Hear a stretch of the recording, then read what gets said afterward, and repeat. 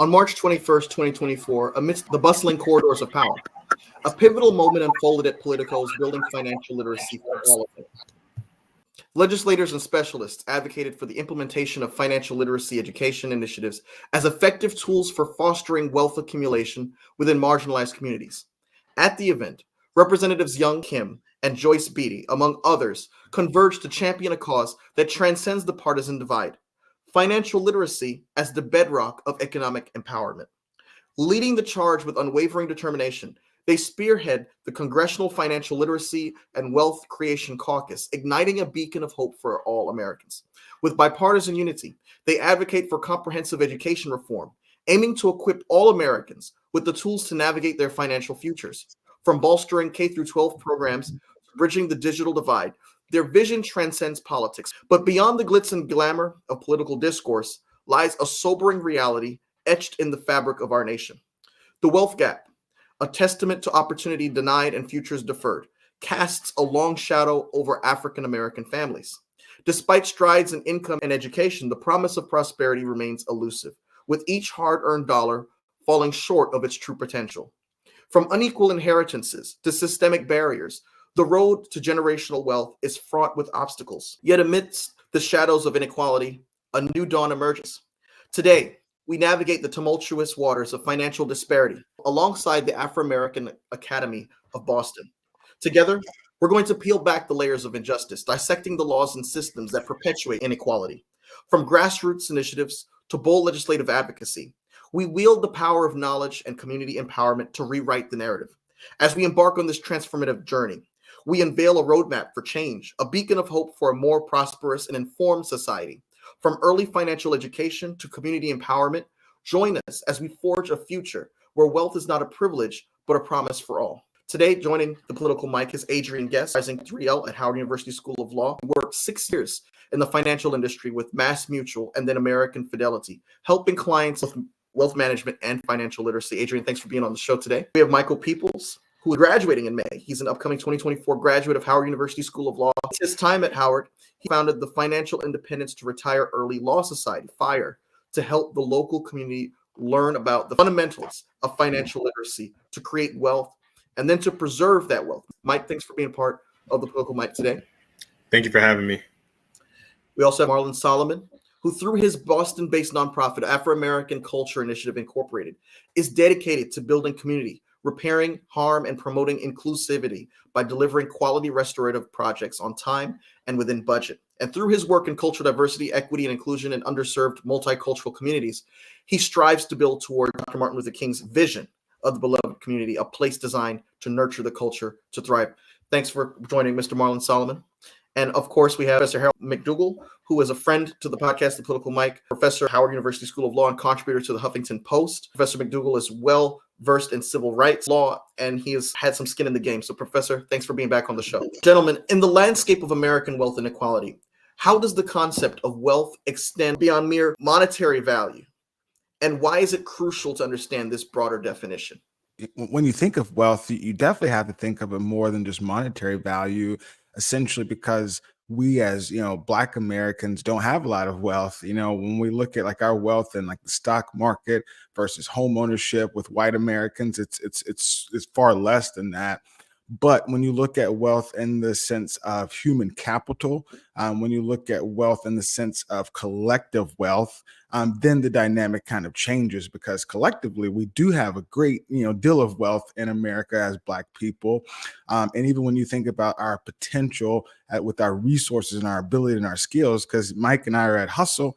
And Hustle, Howard School of Law, we are full of, a human capital. We've got so much potential. We are, a wealth of resources and knowledge and things like that. So I think it's important to kind of expand what we think of wealth, especially when we're talking to minority people. In what ways does financial literacy serve as a tool for crime prevention? And how can early education on financial matters empower individuals, particularly victims of abuse, to break free from cycles of financial dependence? When I think about like crime and violence, a lot of that stems from opportunities or lack thereof opportunities.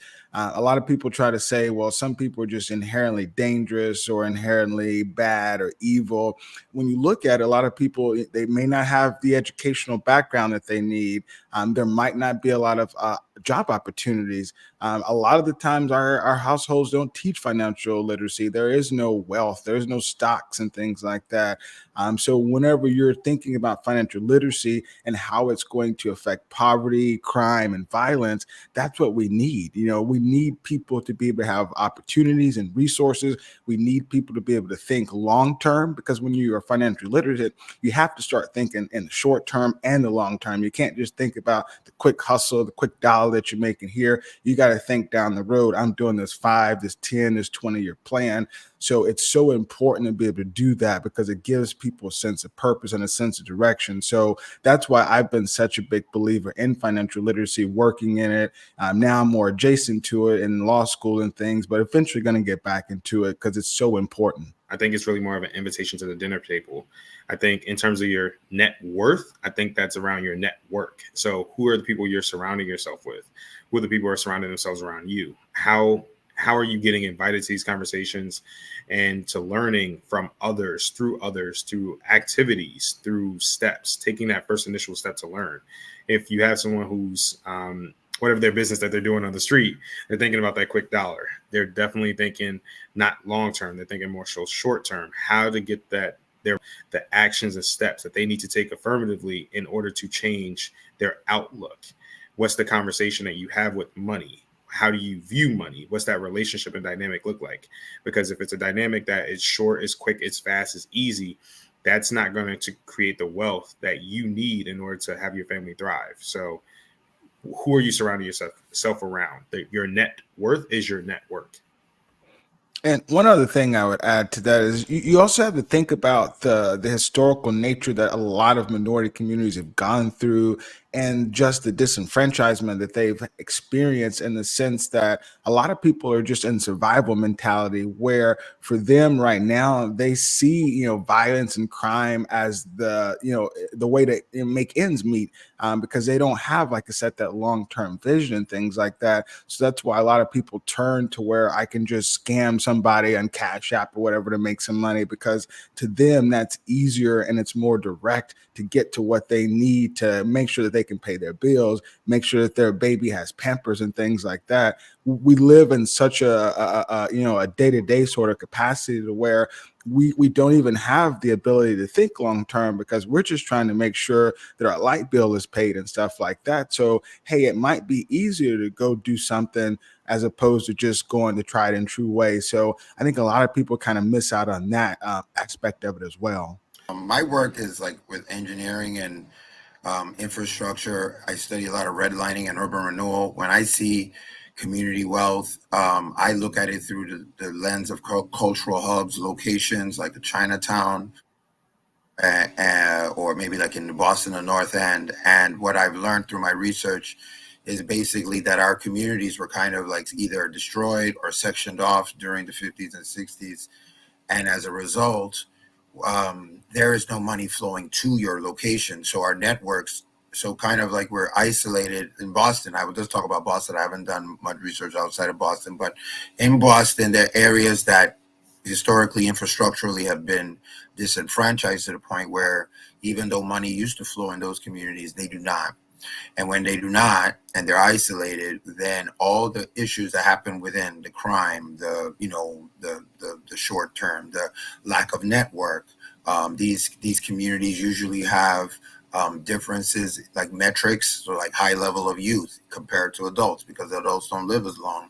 So that's another way of transferring cultural, community and institutional knowledge, from generation to generation. And if they're not living as long in Boston, there are people, there are other communities that actually live like to 93, while our communities live to 59. So that's a whole generation of lost wealth, right? In just that sentence, let alone.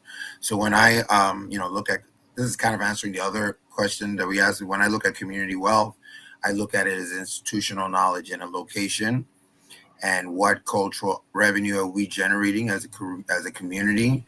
And without the proper infrastructure, there's not much that we can really do to really bend the needle in an effective, well, in a more effective way. I don't want to say not much we can do, because there's always something we can do.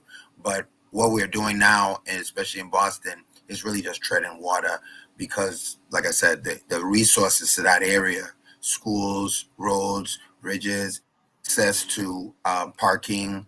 If you have a business and you don't have any parking, then nobody's going to come to your business. So that's a way of infrastructure, a way of stopping funds from coming into our community. So have we audited our infrastructure in our communities to see how it allows people to come in and actually spend dollars in our community? And that doesn't happen, then the crime and everything comes from there. What I'm hearing you guys talk about really brings together some of the things that Mike raised in the beginning, and particularly that Adrian raised. That on the one hand, you have this notion of social capital, of relationships in the community as a form of wealth, and Marlon talked about the limitations on that as people, if people's mortality rates and longevity rates are low, you're not getting that transfer of knowledge and things like that. So you have that social capital, but social capital and relationships are also material for responding to some of the kinds of concerns that Marlon has raised. So on the other hand, so basically we're looking, when we talk about financial literacy, I think we have to talk not only about the micro level, like, what you can do as an individual, the kinds of information and knowledge you can pass on to your kids, getting your kids into college, all that kind of micro stuff. We also have to talk about the macro level. And the macro level is, to a large extent, the kind of institutional stuff that Marlon is talking about. When you look at the macro level, you're looking at redlining, you're looking at predatory lending, you're looking at a denial of the GI Bill, to the generation of Black soldiers who fought in World War II. You're talking about racially restrictive covenants in the Federal Housing Administration in the 1940s and 1950s. You're talking about exclusionary zoning. You're talking about these macro level policies that are designed to create wealth in certain sectors, which inevitably and perhaps even on purpose result in the denial of wealth accumulation in others. And the way to respond to that is at the macro level. To respond at the macro level, you need social capital, you need community, you need to work together. Gentrification destroys, Black communities. In some communities, folks have created what they call community land trusts, where folks have gotten together, pooled their resources, gotten some grants and things like that, and bought property in the neighborhoods that are gentrifying, and made those only accessible to people of an income, at a certain level or lower. So these are the kinds of things that you can do. So again, talking about what Adrian raised and Marlon and also Mike Peoples, that on the one hand, we've got macro level problems as well as micro level problems, but we have social capital that we can tap to respond. How do inheritances and family financial support play a role in perpetuating the racial wealth gap that we've been discussing so far? And what implications does this have for generational prosperity within African-American families? I remember a conversation I had when I was in Professor McDougall's civil rights planning class, and we used to break out into sessions. And there was a white student, a white guy, friend of mine, who disagreed with me about the ability for African-Americans to get to the next level of a tax bracket or out of their current situation through college alone. I grew up where college was emphasized in my household. It wasn't a matter of if you go to college, it was which college are you going to? And he was arguing that there are other ways to achieve the American dream. And my argument with him was that while that may be true, the reality is that even if you do pursue other alternative means to American dream, you find a more difficult reality than those who do pursue post-secondary education. And so we went back and forth in the discussion. And one of the things that we didn't discuss was the role that inheritance plays. I feel like for me, it kind of depends on how you feel your responsibility as a Black American is. For me, I feel my responsibility is to think about the community and pay it forward. So I don't have an inheritance. My mom didn't graduate high school. My dad's an alcoholic, so nothing coming down my way. But if I were to have gotten an inheritance, like, to me, I understand that I'm getting something that's taking me to a new level, that's giving me opportunities that's beyond the general population. I may be in the 1% now. So, like, to me, I have an obligation to make sure that I can bring up other people. Now, I understand that there are some, Black Americans who don't feel that they have that obligation, that it's about them and their circle and their community. But me personally, I feel that if you are a Black American, you have an obligation and responsibility to think about, the collective, because we are trying to bring up all of our people. Even when you're talking about reparations, that's bringing up all of our people. This financial literacy piece, yes, it can start small with one person at a time, and you've got your Oprahs and your Robert Smiths, but we need to be thinking, like Professor McDougall said, and Marlon said, on these macro things, so we can get everybody up to this sort of level. So whenever I think about, like, the family wealth and the inheritance, it can definitely further racial inequality, because you have some Black Americans who are further ahead. And when I lived in Los Angeles, a lot of those Black Americans who were further ahead, they kind of lost themselves, in the sense that they forgot that, people struggle. They were kind of cracking jokes about, getting checks during the pandemic, and saying, I'm so glad that I don't have to worry about that, because I got this and this and stuff. And it's just like, that's cool and all, but there's a lot of people who are probably in your space who needs that. So I think that if you are a person who gets family wealth, who gets an inheritance, it's your obligation to pay it forward. Knowledge is power. That's where it starts at. How do people accumulate wealth? How do they have it passed down from estate to estate, generation to generation? I think people who do have an opportunity to ascend to that wealth through inheritance, through trust, through estates, I think they are starting far off ahead of the race. If the race is starting at the 0 line, they're starting at the 10, the 20, the 50, perhaps maybe even at the goal line. Hopefully you get my football references.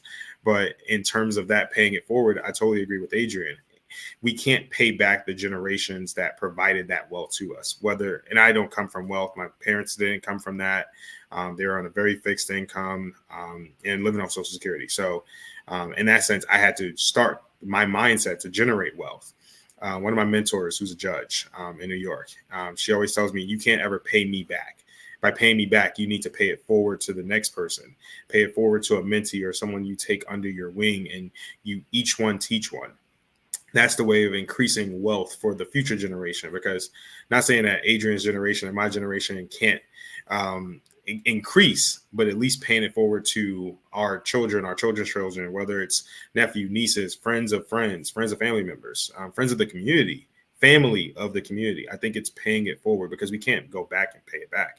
We have to pay it forward. And I think having people who already ascended to some form of wealth, or at least started the race and started to begin and to build that wealth, them teaching the others within their family, within their household, within their community, that is going to start it, creating an opportunity for everyone to grow. When you look at wealth, I think we need to be very understanding of that. Our perception has been skewed by the oppressors that have told us what wealth is.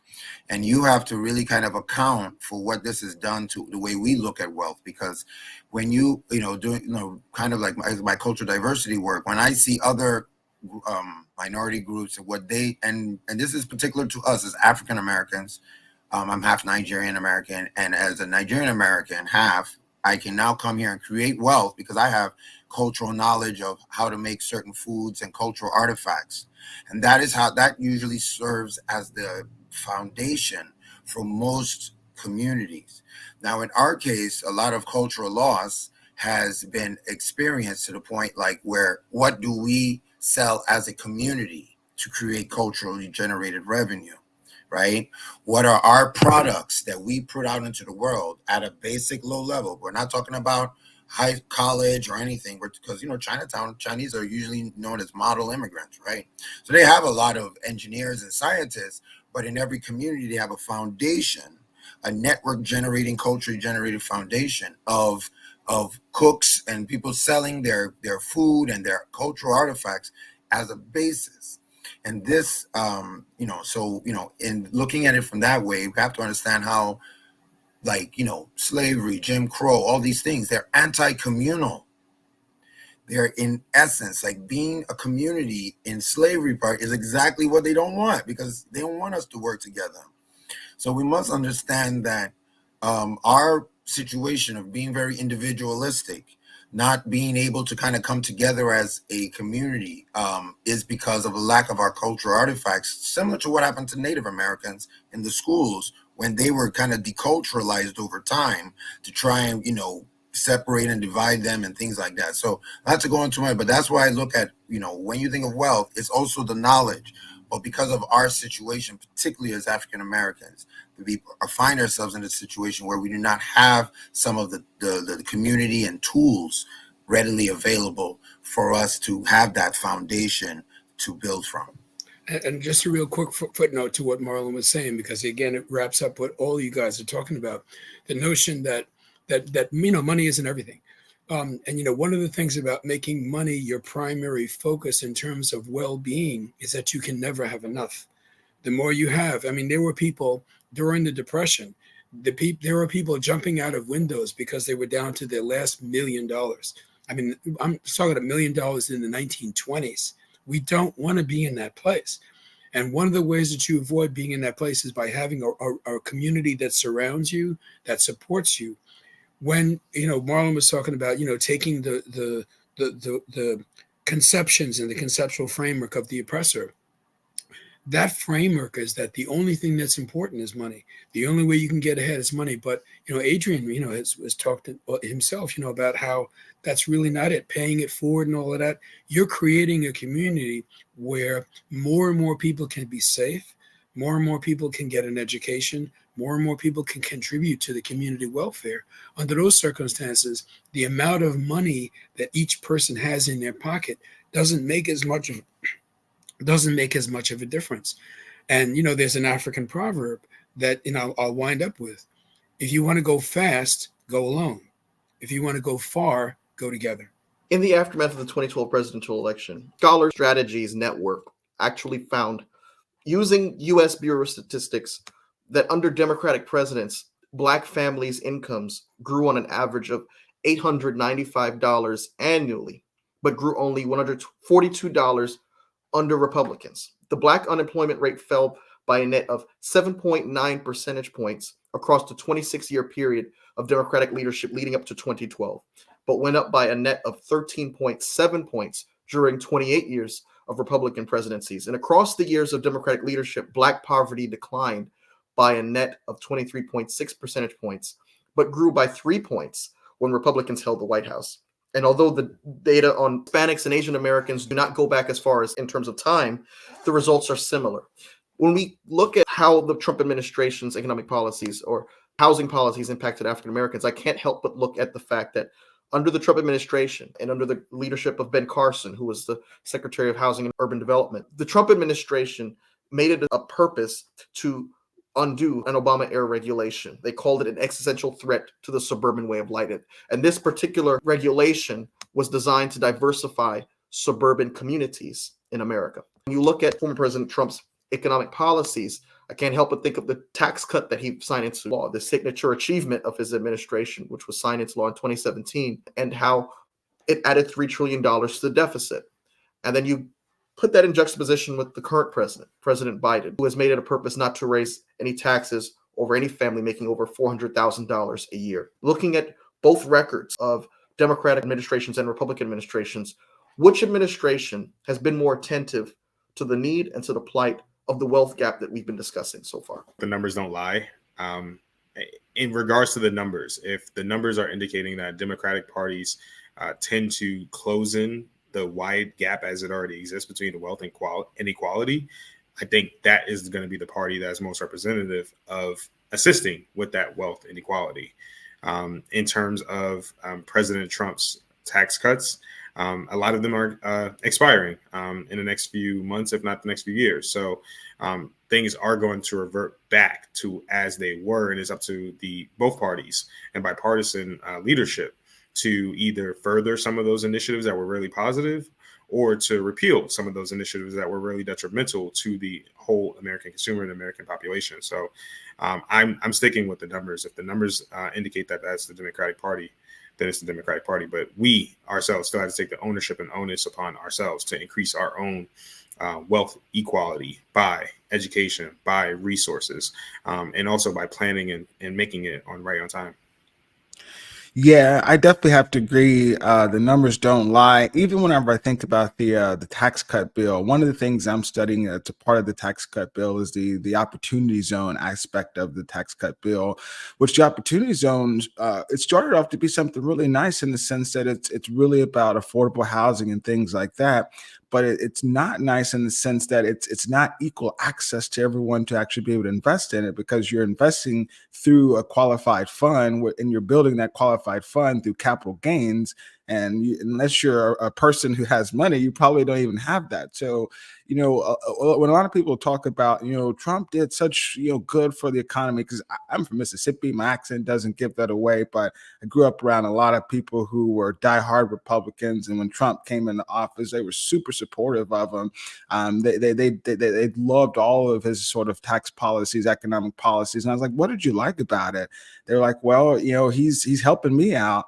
And I'm just like, well, okay, let's see what he's actually doing, though. And you can see that he's only helping people who are wealthier and not actually helping to close the wealth gap. When you look at the administration and what they did for education, Betsy DeVos didn't know anything about education. When you look at, housing, we already talked about Ben Carson. So we're talking about these macro issues. And when you look at what the Trump administration did with these macro issues, they really amount to anything for us.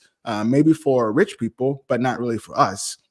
When you look at what President Biden is doing, he's been working really hard to make sure that people have an opportunity, whether it's in student loans, whether it's in housing, whether it's even in the infrastructure, and making sure people have internet. People don't realize, even though it's 2024, there's a lot of rural communities, particularly where I'm from in Mississippi, who still don't have internet like that. So that's the kind of stuff that we need to be recognizing. And I'm hopeful that the Democratic Party will start to do a better job marketing those sorts of things, because unfortunately, as we kind of know, that's not their strong suit. What do you say to those that say, well, look, under the Trump administration, the Black unemployment rate steadily improved. It dropped from 5.4% at the bottom of August 2019 compared to 7.5% when Trump took office in 2017. And they say, well, that's attributable to his economic policies and the very policies that you're criticizing.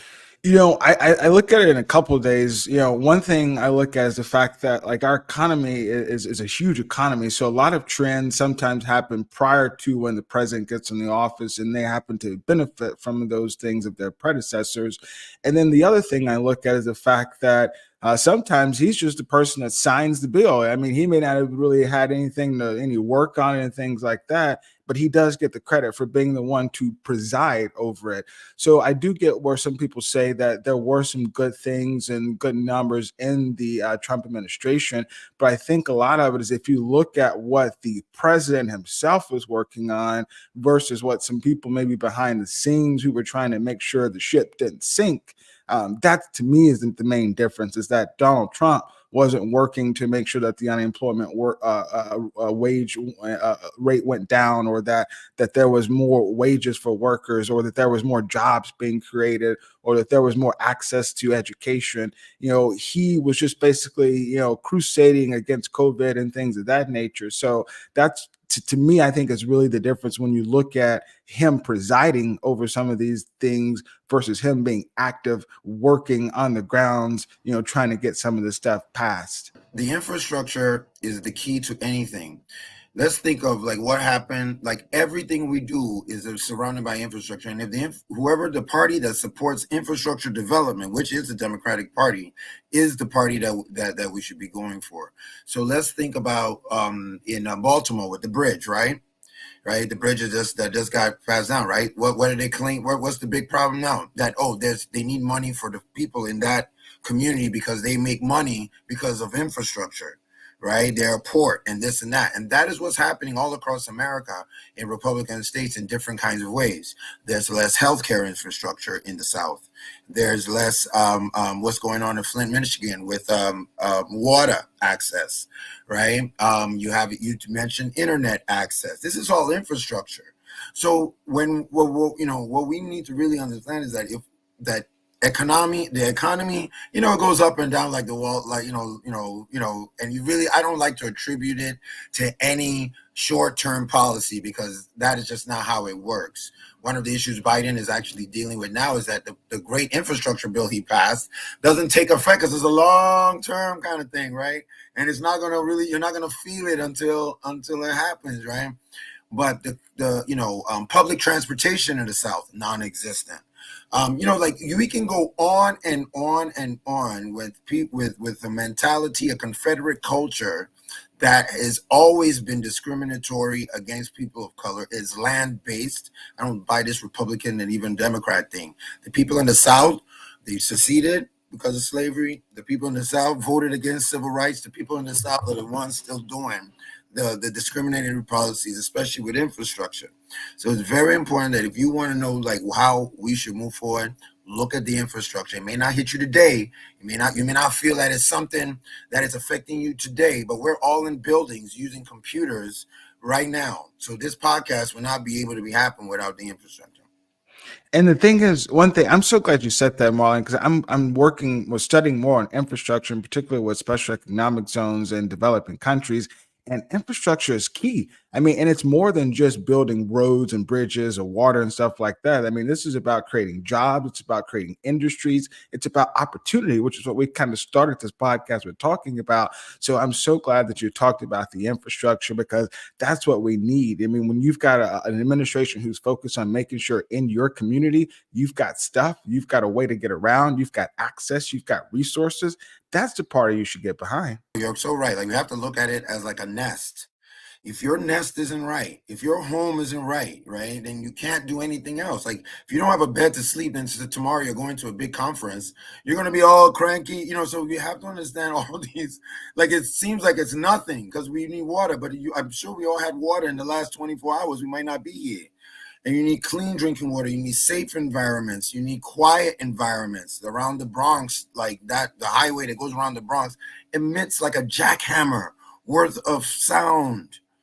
And therefore, people don't sleep. They're finding particulates of rubber in people's lungs because of the cross Bronx, right? Infrastructure piece. So we don't, like I said, the infrastructure, as a civil engineer, I get very, very sensitive because we're often overlooked because, you take the roads and bridges and water for granted, but it is so critical, and I can't say it enough, that we do not have the necessary infrastructural foundation to achieve all the things that we want to achieve. So it's I've identified a couple of parameters, like I said, low life expectancy, high rate of children to adult ratio. This is how you can actually identify through demographic metrics a community that's been isolated from infrastructure. It's worldwide too.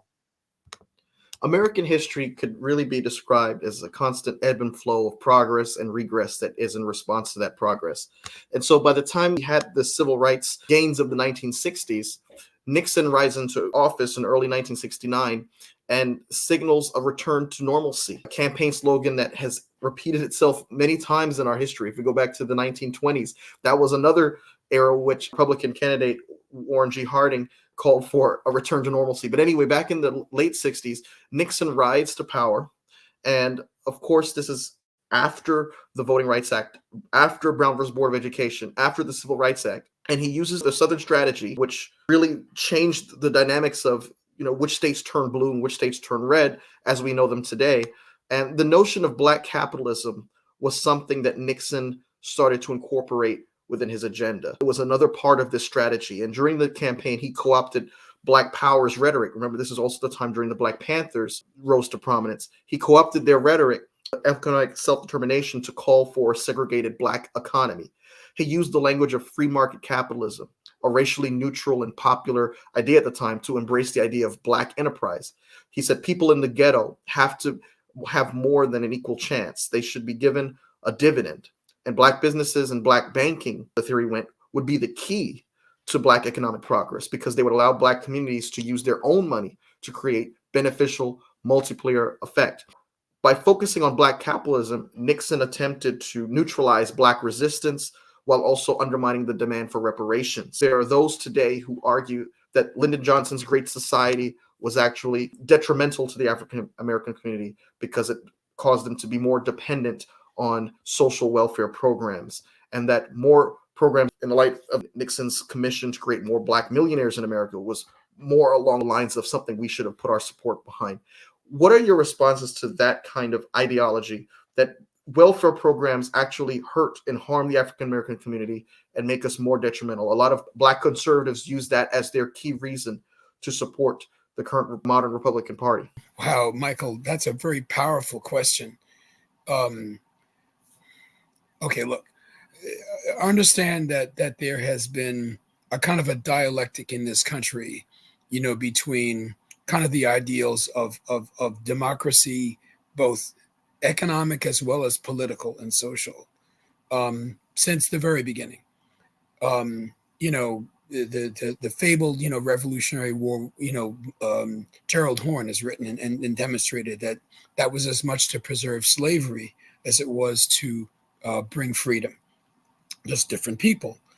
But fast forward to Nixon and things like that. We're talking about a group of people who came together to undo Franklin Roosevelt's New Deal.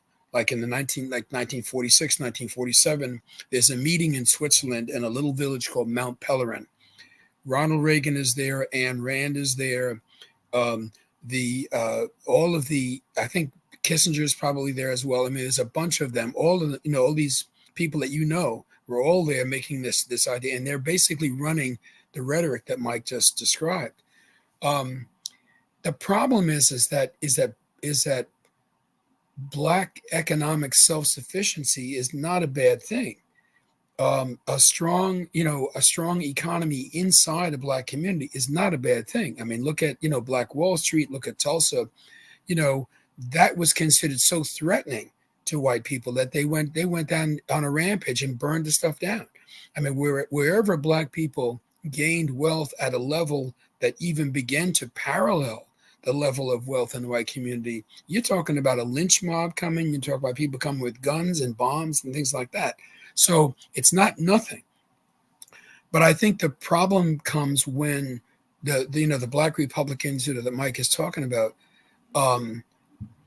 take this idea as a way of individuation. They're moving away from the pay it forward stuff that Mike Peoples and Adrian were talking about. They're taking it as a way of moving away from any kind of accountability to the community. So I think that building Black economic power inside the community is a great idea. I think you have to be careful who's selling it. I mean, Elijah Muhammad said pretty much the same thing. But coming from Elijah Muhammad and coming from Richard Nixon, I think it's two different things. But I think the bottom line is that I don't think we can really trust any of this stuff unless we are actually driving it ourselves. And by ourselves, I don't mean a few big shots. I mean a broad base of the population in the Black community that are equal partners in deciding what we need to do and how to get there. To your point about welfare, I see it in two ways. It's good because we need a system of social safety net. People get fired, people get sick, deaths in the family. We need things like that. There's a mentality in America that you got to pick yourself up by your bootstraps, and there's this thing like that. But no, we need social safety nets. However, I feel that the design of welfare is a flaw. Because there's no plan to make sure that when people get on welfare, there's a mission to get them off of welfare and keep them off of welfare. That's the issue, and maybe that's on purpose to keep more minority individuals on welfare. But that's the thing for me. I'm like, we need it. It's not. Some people say we don't need it or whatever. Yeah, we definitely need it because people have bad situations that happen. But it needs to be a plan in place to make sure that people, I know that there's certain levers where there's time limits where you can keep welfare programs and things like that. But again, there's no plan to make sure that that person is really going to get a job. Because I know people who are on welfare where it's like you can just say you applied to 20 jobs and you didn't even have to do it or whatever. So we need to make sure that there's an actual tangible plan to make sure that when you get on welfare, we're going to make sure that you get to the next level and never have to come back here. You made me think of Bill Clinton in the 90s, the New Democratic Message, which was kind of a combination of individual responsibility coupled with the government providing the bare necessity for those who are impoverished. Nixon's rationale and those who fall in line with his ideology seem to have this idea that if there's some kind of stake in ownership in your society, then you wouldn't want to burn things down to the ground. Nixon said people don't burn down their neighborhoods if they own homes. So this was the logic that he used to justify his dismantling of Lyndon B. Johnson's war on poverty, programs that were designed to address those who were marginalized in American society. Lyndon Johnson himself, who was a school teacher in Texas and witnessed poverty firsthand with young Mexican children around the Texas-Mexican border. What is your response to those who say, well, should we no longer launch ambitious programs in alignment with the war on poverty because it will only encourage dependency? The core issues that we had, even to talk about Black capitalism actually made me upset, because in the end of the day, they destroyed thousands of African American cultural hubs, thousands of African. Black Wall Street is just but one. Every city, Harlem, Detroit, Boston, had a group of African Americans that had been there since the end of the Civil War, and they had developed. That's how we developed all our music and culture during that span. All these communities were destroyed. So your Civil Rights Movement, your Voting Rights Act, your Fair Housing Act of 1968. Guess what? None of those communities got to vote, because all of them, the vast majority, were leveled by highway and city expansions.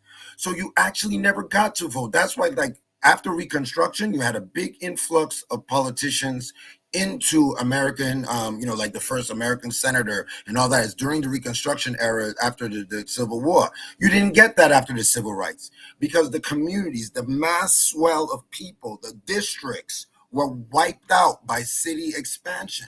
So we never got to vote. So when you now go to the 70s and start thinking about desegregation and all the other, the welfare, we didn't need welfare in the 50s and 60s.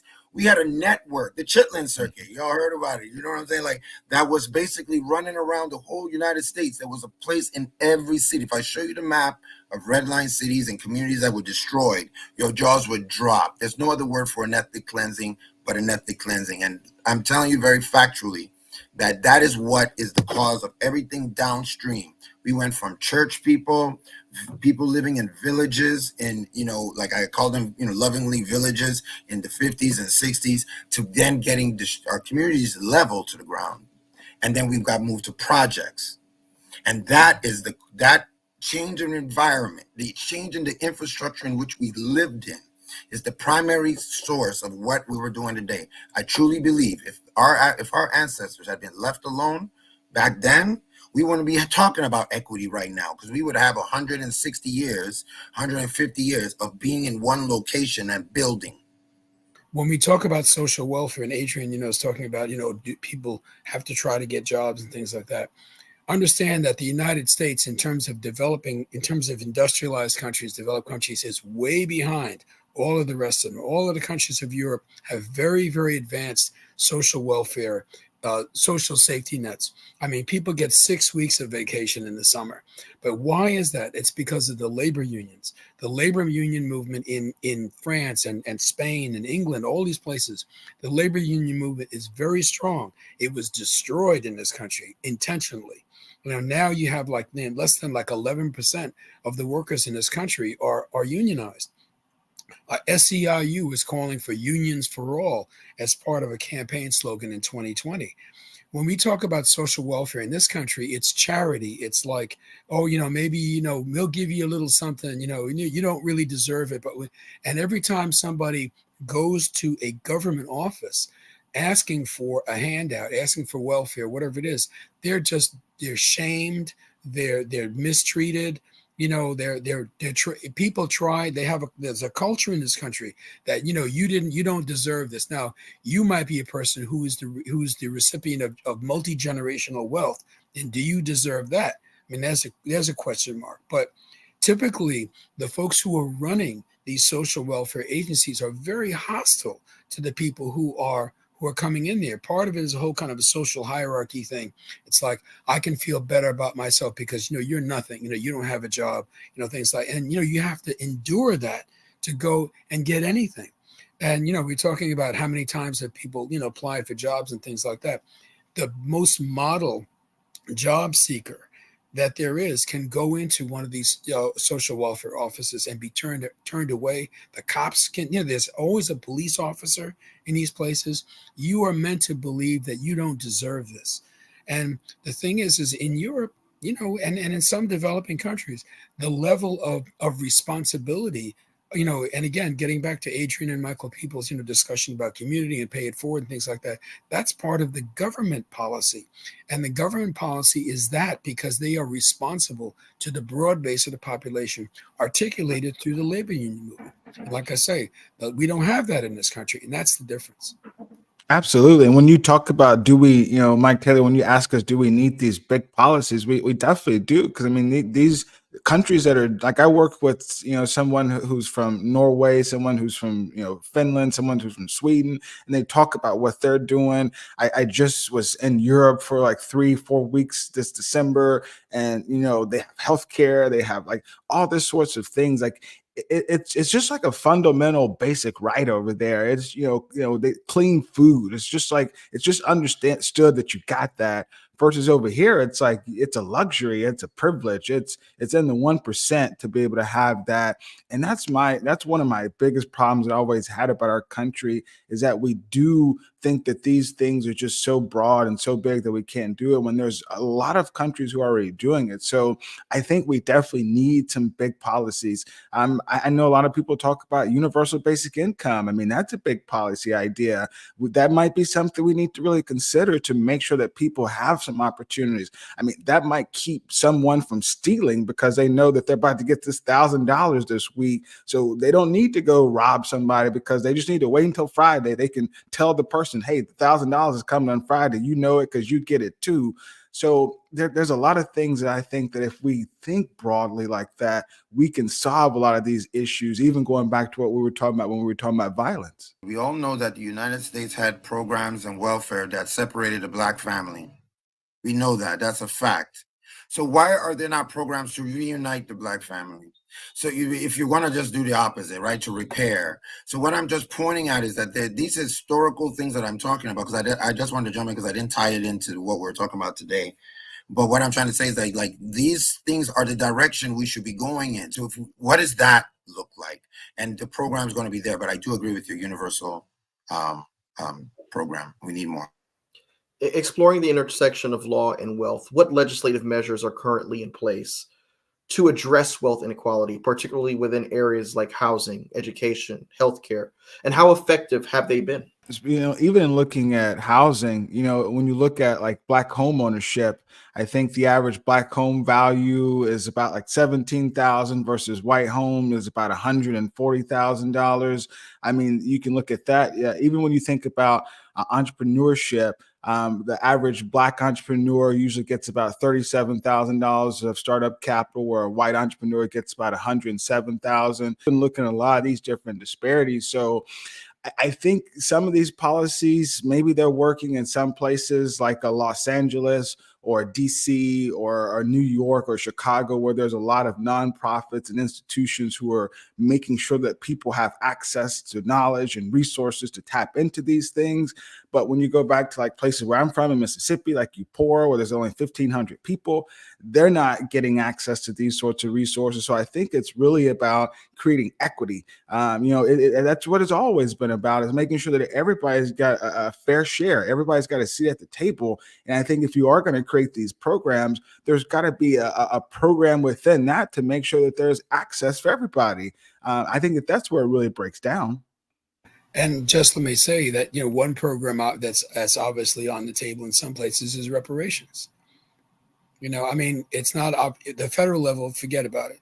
But, a lot of different cities and states, are exploring this. Universities are exploring it. Harvard and has $100 million in fund for reparations in Boston and Cambridge. And that's how, Marlon and I, kind of began to work together on a project that's going to be in Boston that has to do with putting out the kind of information that we're talking about in this podcast. We're going to use this information to broadcast, to the Black people of Boston, and there'll be, several others, criminal justice, all that kind of stuff. So, but reparations, I think, is really important. But I think when we talk about reparations, again, getting back to, what Adrian was saying about social capital and stuff, when we talk about reparations, we have to understand it's not just money. I mean, there's got to be cultural institutions, psychological damage has been done, all kinds of things. CARICOM, the Caribbean, it's like the EU of the Caribbean. They have made demands for reparations, and it's a 10-point program. Compensation and an apology, that's only points 1 and 2. There's 8 other points, but it has to do with rebuilding the community, getting, government policy to rebuild a community that has been destroyed by government policy. That's what reparations is about. It isn't just about, hey, here's some money, go and we're sorry, don't bother us anymore. This is about rebuilding that community so it is as powerful as it could have been, if it had not been interfered with in the way that, that Marlon talked about. Representative Joyce Beatty of Ohio said that she expects Congress's efforts to boost financial literacy after the 2024 elections. She said, we will be in a good position to continue to do what we do. Our commitment to this is serious. She said, I'm going to say the caucus will grow. We will keep more Americans safe online than anyone else.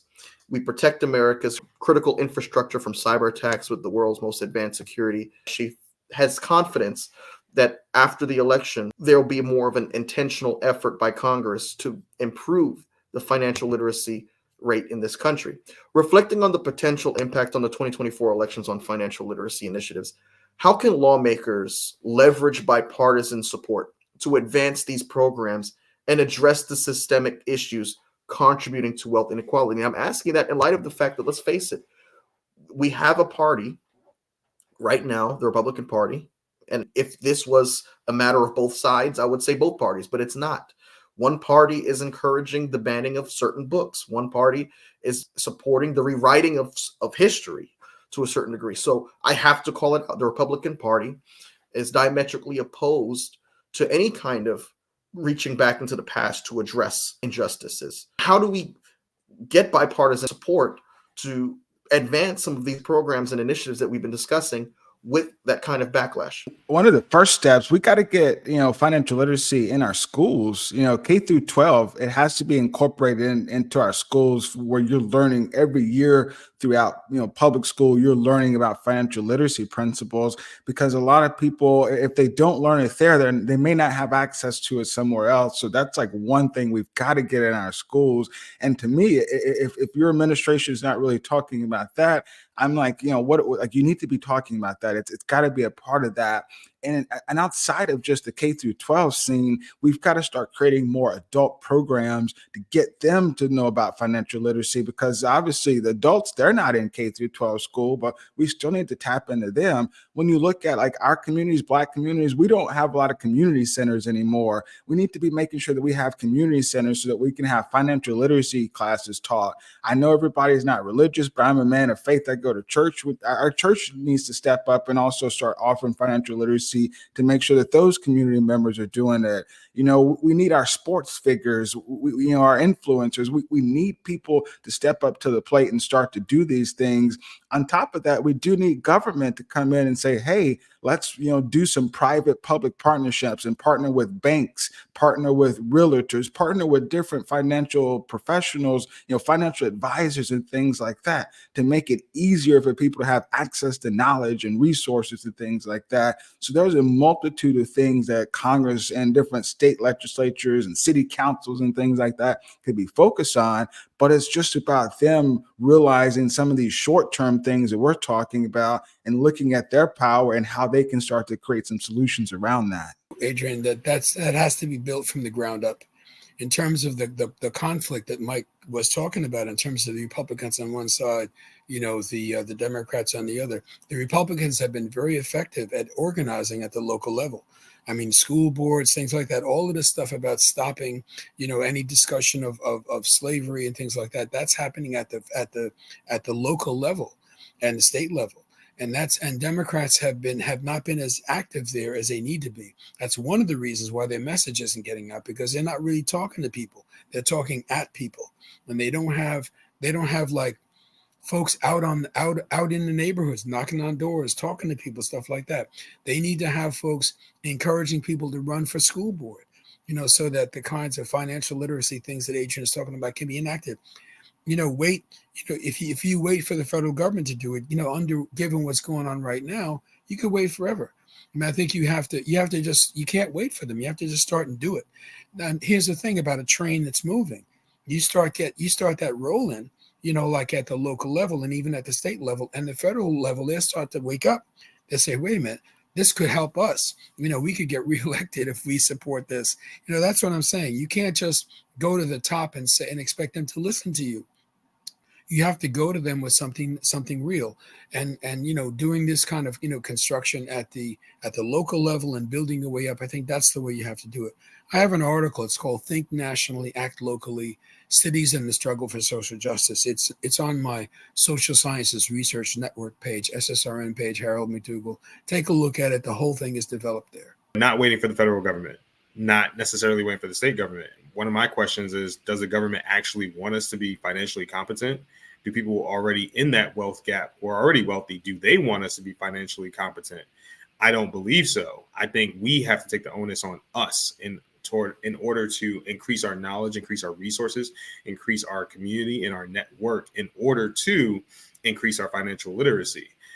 In terms of having organizations and people of power do that, starting at a smaller scale, being, as Adrian said, being in contact with whether it's financial advisors, investment advisors, being in contact with attorneys, government authorities and adjacent, like the SEC, also like FINRA, who do provide programs and teachings and highlight the important necessary skills that are needed in order to start that investing. Even with local communities, it starts at the church as well. But most importantly, it starts in the school too, taking that conversation from the initial onset into the home, from school to home, home to school, vice versa. It's positive reinforcements that is going to get that activity started, I believe. It's unfortunate that we haven't been able to do that as a collective people, as the majority of us who are in the minority. But it will be very tough to broach that. But I definitely believe we can absolutely do it. It just has to get that train rolling. We have to get the train rolling. That's the social capital that you guys have been talking about. And by the way, how about like high school student organizations getting together to lobby, the teachers and lobby the school boards to do this? Right. Well, there are two questions I wanted to touch on. The first is, how do you create bipartisan support? The first thing I think is properly define the problem. We do not have a two-party system at this point. We have three parties. We have the Democrats, we have Republicans like John McCain and, traditional like American Republicans, and then you have this MAGA or Confederate culture that is taken over. The Confederate culture, you're never going to be able to do anything with them because this is like, this is a long time in the coming, you know what I'm saying? So you're not gonna have any, but we can identify common sense, Republicans, because what some of the things they advocate for simply are like delusional. It doesn't, like, they don't make sense, So it's not really, like you said, a science, and none of that backs it up. Second of all, about the education and financial literacy. So one of my projects, my pride and joy, is the Afrimerican Academy, which is so I actually work with youth in Boston, inner city youth, and I develop and do curriculum and develop, take data, and I'm developing our own kind of educational process. And one of the things you have to realize is that we learn orally. It's how we learn. We are musical people and artistic people. This is the way we learn. And this goes back to what I said about looking at things through the prism of the oppressor, that it means going to school and learning financial literacy in a book. The way we learn, the way I learned, you need apprenticeship programs or mirrorship programs where you're supporting. If there's a restaurant, then we need to get kids that are interested in culinary arts in that restaurant, because that's how we'll have programs to support that, because we need to see somebody do it. Auntie this, what did you say? Uncle that, what happened? And that is how we learn, traditionally from Africa, right? This is how we learn. So to now say that we're having kids that are not really understanding because they're learning in a process that is not designed for them, it's very, very, like I said, telling. So those communities that I talk about that were destroyed, that's institutional knowledge, not just how to make the product, but how to run the business that makes the product. That's what people are inheriting from their parents right now, whether you're Chinese, Italian, Japanese, whatever, Haitian, Jamaican. There are more Haitian restaurants in Boston than African American. There are more Jamaican restaurants in Boston than African American. And we've been here since 1620 something, and the Haitian community literally just got here maybe 220, maybe one generation, 1.5, right? So these are the things that we try to work on and develop and collect data on, because we need our youth to see it, touch it, taste it. Now, programs that are not designed for that, not saying that we don't want to do the traditional financial literacy. I'm not poo-pooing on anything. Education is needed in every way, but I'm just trying to say that the mode of delivery to kids that are in trouble, kids that are under stress, kids that are living in these underprivileged areas, they're not the kids that are coming to school hungry, right? They don't have the, they don't have the mentality, okay, well, we're going to get this pamphlet, especially when they don't see anybody in their world. Remember what I said, in their world that does this, that you're talking about, right? So I think it's very important. You can only be what you see. And that's so true. A quick little thing. I remember I was mentoring like a group of like 12 to 15-year-olds and talk to them about some financial literacy. And it's kind of like what you were talking about, Marlon. I was like, doing the goal set and the vision, coming up with these plans. And like, man, we're just trying to live. We there's gunshots in the backyard. We're trying to eat. And it's just what you're talking about. It's just like they're just trying to live and make it. So it's just like trying to address those certain things right there. So it's just so important. I mean, that's why we're here, is to make sure that they can have opportunities so that they can learn and stuff like that. So it's so interesting of what you're saying. It's like all the stuff we're talking about with financial literacy, it's falling on deaf ears, because a lot of people are just struggling so much that they're like, yeah, I know I need to be saving. Yeah, I need to be investing, but it's just, I just can't do that right now. So it's so powerful.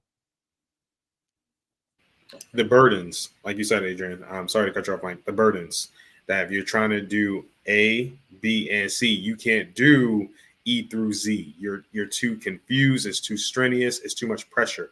How can you expect me to do all these things when I'm focusing on my livelihood, my survival? I can't do it. I need to have time. And having wealth be started from inception, having it passed on from generation to generation, having an inheritance alleviates some of those problems. Not all, but some. But how do we expect someone who's just struggling to make a living, whether it's monetary, mental, physical, or emotional, how can we expect them to take those starts if they're worried about just a survivor? Well, Michael Peoples, Professor Howard McDougall, Mr. Marlon Solomon, and Adrian Guest, this has been a rich discussion. I thoroughly enjoyed it. And this problem that we've been discussing is not a Black issue. This is an American issue.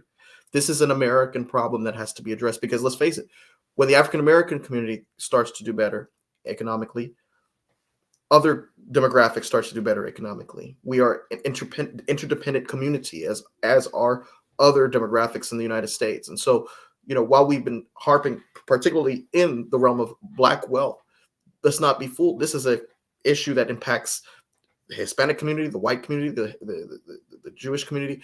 Every other community is impacted by this issue. So thank you all for a rich discussion. With that being said, that's going to go ahead and conclude this episode of the Political Mike podcast. Thanks for tuning in, everyone.